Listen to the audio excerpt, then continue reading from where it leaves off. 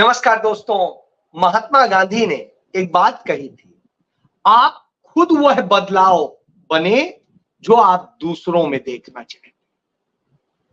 बिल्कुल, जब आप दूसरों से सच्चाई चाहते हो, दूसरों से ईमानदारी चाहते हो, दूसरों से वफादारी चाहते हो और दूसरों का हित करना चाहते हो, तभी आप अपने लिए भी ये सोचें। लेकिन ये होता नहीं। मैं क्यों कह रहा हूं, इसी पे आता हूं। एक छोटी सी घटना सुनाता हूं कि मेरे एक मित्र हैं, वो बेसिकली भारतीय जनता पार्टी के नेता हैं और एक अपना प्रतिष्ठान चलाते हैं। उनके यहां मैं गया तो अपने नौकर को डांट रहे थे और डांटते हुए कह रहे थे, अबे तू तो मोदी से भी ज्यादा झूठा है। लेकिन उसके बाद में जब उन्होंने हमें देखा तो एकदम से वो जिसे कहेंगे सहम से गए।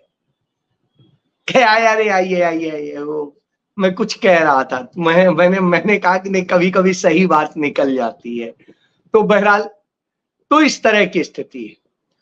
हमें पता है कि मल्लिकार्जुन खड़गे बार बार यह बात कहते, जो कांग्रेस के अध्यक्ष हैं, कि नरेंद्र मोदी झूठों के सरदार। तो स्वाभाविक सी बात है, क्योंकि उनके यहां जितनी पूरी टीम है, जितनी सारे, सब झूठ ही तो बोलते हैं, सच तो कहीं होता नहीं। तो क्यों मैं ये कह रहा हूं वो सुन। परसों राहुल गांधी गए थे गोहाना, सोनीपत वगैरह, और गोहाना में जो मातूराम हलवाई हैं, उनकी बहुत बड़ी जलेबी बनाने की फैक्ट्री वहां करीब 125 लोग काम करते हैं और वहां बड़े तादाद में बनती है, डिब्बे में पैक होती है और वो सप्लाई होती है। सप्लाई के लिए भी एक काउंटर नहीं है, बहुत सारे काउंटर। आप उसको लाइए और वो बड़ी जलेबी होती है, छोटी वाली नहीं होती है जैसे बाकी जगह होती है। तो मैं भी कई बार जाता हूं, उधर से निकलता हूं तो लेके आता हूं, क्योंकि अच्छी लगती है, अलग उसका स्वाद होता है। तो मैं ये इसलिए कह रहा हूं कि राहुल गांधी ने उसी का जिक्र किया कि क्यों नहीं मातूराम की जलेबी पूरे हिंदुस्तान में जाए, देश के बाहर जाए। यह एक संदेश था कि कैसे हमारे देश के अंदर तमाम तरह के जो विशेष तरह के प्रोडक्ट बनाते हैं, चाहे खाने का प्रोडक्ट हो, चाहे किसी और चीज का हो, वो पूरी दुनिया में जाना चाहिए। जो लोग पसंद करते हैं मीठा, वो खा सके। तो स्वाभाविक सी बात है, अच्छी बात है। तो उसी बात पे उन्होंने ये कहा, बस उनका कहना था, न सिर न पैर न कुछ पता। तमाम भाजपाई चिल्लाने लगे, अरे राहुल गांधी ने तो जलेबी की फैक्ट्री बता दी, ये बता दी। बहरहाल कांग्रेस का भी अब आईटी सेल काफी कुछ मजबूत है, तो उसने भी तमाम सारे डिटेल निकाल के दिखा दिए कि देखो ये फैक्ट्रीज होती हैं, ये हैं, ये प्रोडक्ट आते हैं और ये मिलते हैं। फ्रोजन जलेबी, ऐसी जलेबी, वैसी जलेबी, सब तरह की जलेबियां। तो राहुल गांधी ने जो गोहाना की जलेबी की बात की, वो इतनी इन्हें कड़वी लग गई। अब इन्हें कड़वी लग जाती है जलेबी, राहुल गांधी को तो बहुत अच्छी लगी, अपनी बहन के लिए भी एक डिब्बा ले गए। तो स्वाभाविक सी बात है। मेरा एक मित्र था, वो सोनीपत का डीसी होता था, तो जब भी चूंकि चंडीगढ़ मीटिंग में आना होता था, तो जब आता था तो मेरे लिए लेके आता था। कभी ऐसा नहीं रहा, मतलब मुझे लगता है हर जो है हफ्ते 10 दिन में वो आता था, तो मेरे लिए लेके आता था। अच्छा, मुझे भी मीठा खाने का शौक है, तो मजा आता था। तो फिर मैं एक दिन गया सोनीपत, तो मैं पहली बार जिंदगी में कभी किसी डीसी के घर गया है, क्योंकि सामान्य तौर पे मैं किसी के घर जाता नहीं हूं।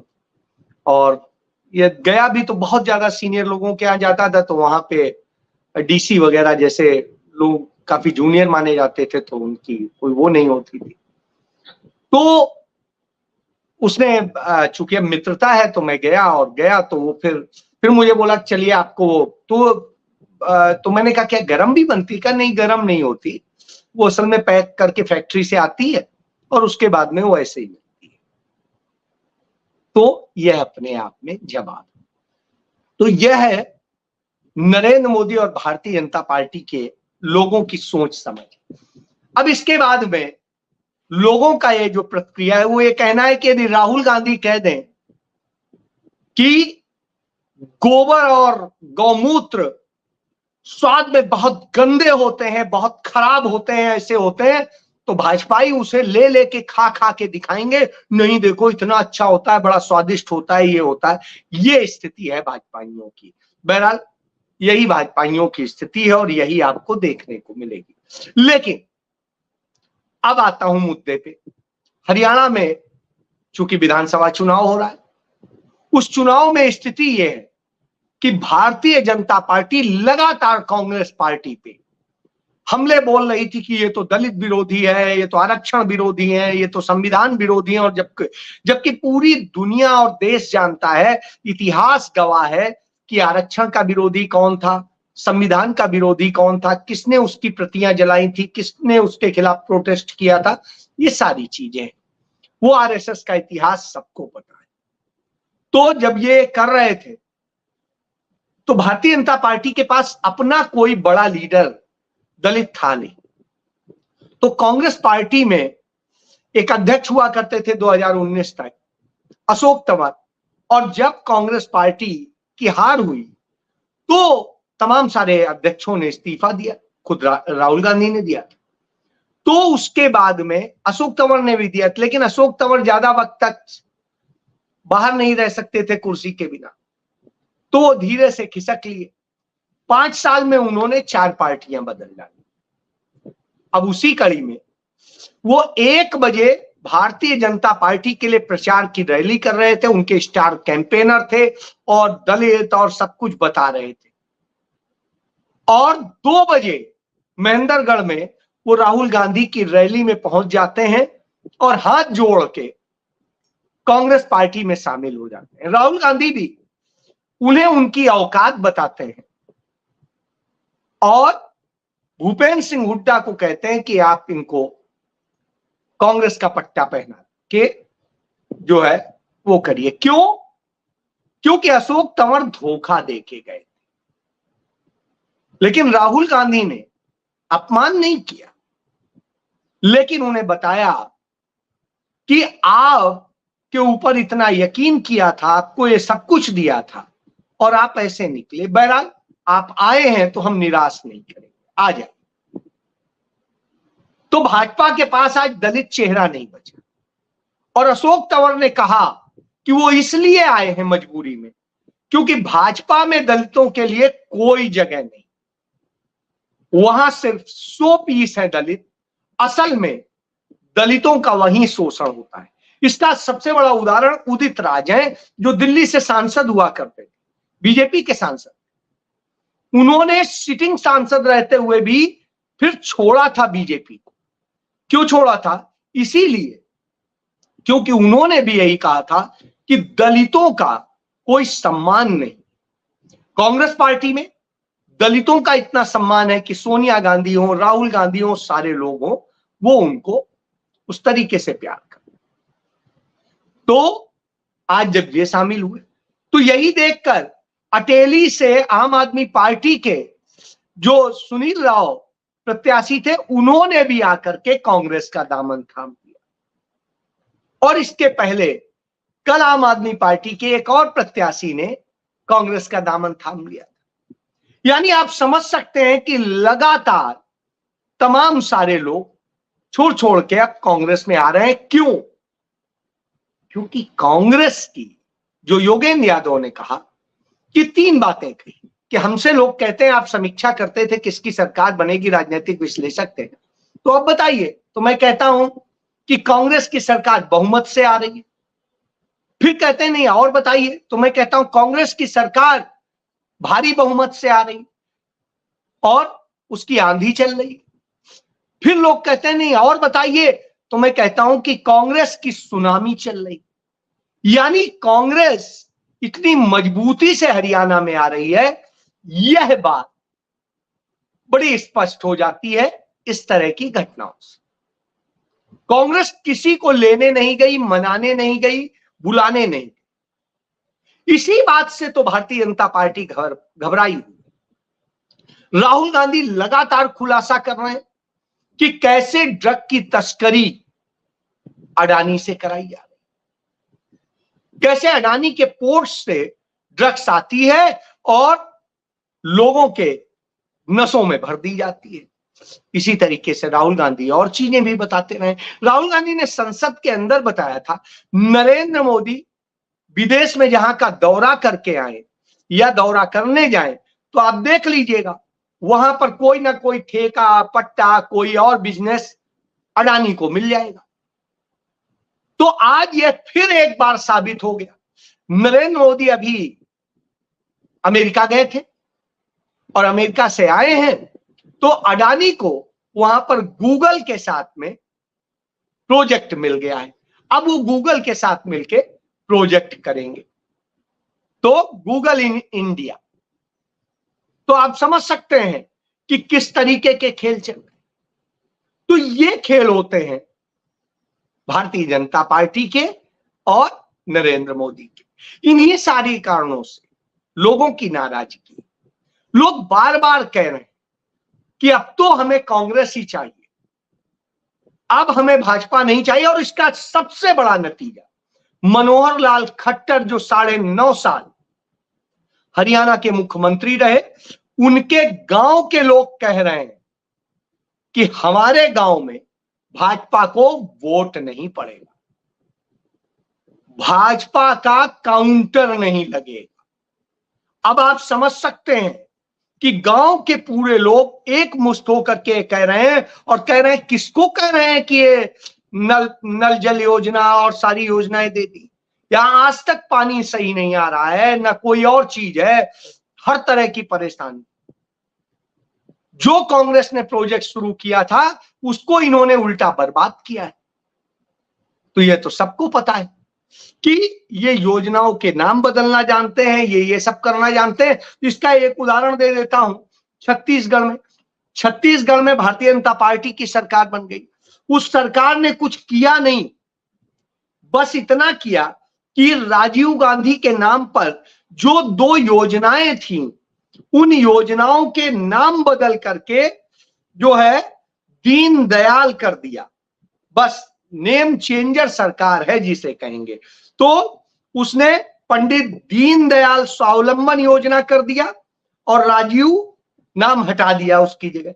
उसी तरीके से राजीव गांधी जीविका केंद्र था, योजना थी, उसको भी हटा करके दीनदयाल के नाम पर कर दिया। शहरी विकास की एक योजना थी, उसको भी।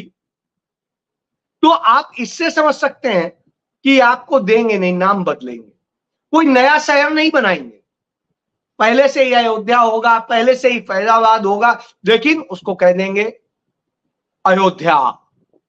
वहां प्रयाग पहले से होगा, इलाहाबाद पहले से होगा, लेकिन आप कर देंगे प्रयागराज। इसी तरह मुगल सराय पहले से होगा, लेकिन नाम बदल देंगे और ये कर। इस तरह से काम ये करते हैं। राष्ट्रपति भवन में 2 जो क्या कहते हैं सभागार हैं, उनके भी नाम बदल दिए। सड़कों के नाम, जो राजपथ हुआ करता था उसका लोक कल्याण मार्ग करके नरेंद्र मोदी ने कहा बड़ा भारी काम कर दिया। तो ये असल में कुछ बना नहीं सकते, तो यही करेंगे। तो उसी कड़ी में ये करते हैं। लेकिन राहुल गांधी क्या करते हैं? राहुल गांधी की स्थिति है कि कहीं बहादुरगढ़ में यदि कोई पकौड़े बनाता है तो उसका पकौड़ा खाएंगे और उसकी प्रशंसा करेंगे, उसके बारे में बताएंगे। स्वाभाविक सी बात है, राहुल गांधी तो लोग वो अपने यहाँ लगा लेगा तो उसकी बेचारे की बिक्री शुरू हो जाता है। ऐसे ही माथुराम की जलेबी हो या किसान के घर की रोटी हो, तो उसका मायना बढ़ जाता है और उसकी जब वैल्यू बढ़ती है तो निश्चित रूप से होता है। लेकिन नरेंद्र मोदी के यहाँ वहां बलात्कारियों को संरक्षण मिलेगा, दूसरों को संरक्षण मिलेगा, इसका काम होता है। इसी कारण से हरियाणा में लोग नाराज हैं और हरियाणा में सवाल कर रहे हैं कि हम आखिर भारतीय जनता पार्टी को वोट दें तो क्यों। बच्चों को रोजगार इन्होंने नहीं दिया, बच्चों को खेलने के लिए जो पूरे स्टेडियम बने थे हर गांव में, विधानसभा क्षेत्र में, वो सब इन्होंने खत्म कर दिए। इन्होंने चाहे चिकित्सा हो, चाहे दूसरी शिक्षा हो, चाहे उच्च शिक्षा हो, सारी चीजें बर्बाद कर दी, छोटे छोटे कारोबार बर्बाद कर दिए। तो साहब, हम रोटी खा नहीं सकते हैं, कारोबार कर नहीं सकते हैं, नौकरियां मिलेंगी नहीं, बच्चे जाएंगे कहां, पढ़ पाएंगे नहीं, इतनी महंगी शिक्षा, सब कुछ वो प्राइवेट में जाइए, प्राइवेट में वो करिए, तो यह स्थितियां होंगी तो निश्चित रूप से इसीलिए लोग अब तोल मोल के बात करते हैं। और जब तोल मोल के बात करते हैं तो भाजपा को डर लगता है, तब वो ईडी सीबीआई इनकम टैक्स का इस्तेमाल करती है, अब अदालतों का भी इस्तेमाल होने लगा। आप देखिए अजहरुद्दीन जैसे आदमी, क्या जिसने बड़ी ईमानदारी से खेल के जरिए अपनी एक जगह बनाई किया, उसके ईडी भेज दी। क्यों? अजहरुद्दीन को चाहते थे चुनाव के पहले कि वो भाजपा में आ जाए, वो नहीं आए तो साहब अब ये करेंगे, ईडी का छापा मारेंगे, ये करेंगे। इसी तरीके से आपको मैं हरियाणा के बता ही चुका हूं, हरियाणा में चाहे छोकर हो, चाहे सुरेंद्र पवार हो, चाहे रावदान सिंह हो, सबके यहाँ ईडी बहरहाल भेज दीजिए। अब कोई आपसे डरता नहीं, और जब डरता नहीं है तो आप परेशान हो, तो आप धर्म का और सब कुछ बताते हैं। तो कांग्रेस पार्टी ने एक वीडियो शेयर की कि राहुल गांधी तो माता वैष्णो के दर्शन करने पैदल पैदल जाते हैं, और वो दर्शन करते हैं, जाते पूरा चढ़ के जाते हैं कटरा से भवन तक। नरेंद्र मोदी कहीं दिखा दे कहीं पे चल के गए हों। साहब, हालत ये होती है कि वो वहां पर भी गेट पे भी ना उतरे, वो तो वहां पे भी बैठ के जाए। तो यह अंतर है दोनों, एक धर्म को वास्तव में मानता है, एक धर्म का ड्रामा करता है। तो इस अंतर को आप बड़ा स्पष्ट तौर पे देख सकते हैं। तो यही एक सत्य है और इसे समझने की जरूरत, और यह बात हरियाणा का मतदाता समझ चुका है और वह जवाब देगा। तो आज जब हम आपसे बात कर रहे हैं, हरियाणा में चुनाव का प्रचार रुक चुका है, कल वोट पड़ना है, और जब वोट पड़ना है उसके पहले तमाम साजिशों के दौर चल रहे हैं, लेकिन भारतीय जनता पार्टी की साजिश काम नहीं आ रही है, क्योंकि जाट वोट कांग्रेस के साथ था ही, दलितों के भी सारे जो बड़े नेता हैं वो कांग्रेस के साथ आके खड़े हो गए हैं। ऐसी स्थिति में कांग्रेस बड़े प्रभावशाली अंदाज में चुनाव लड़ रही है और जीत के करीब है। यही नरेंद्र मोदी और भारतीय जनता पार्टी का सिरदर्द है कि सारी साजिशें, सारे नैरेटिव, सबके बाद भी सारा गेम मोदी का फेल हो गया। यही डर है, इसीलिए अब निजी हमले हो। जय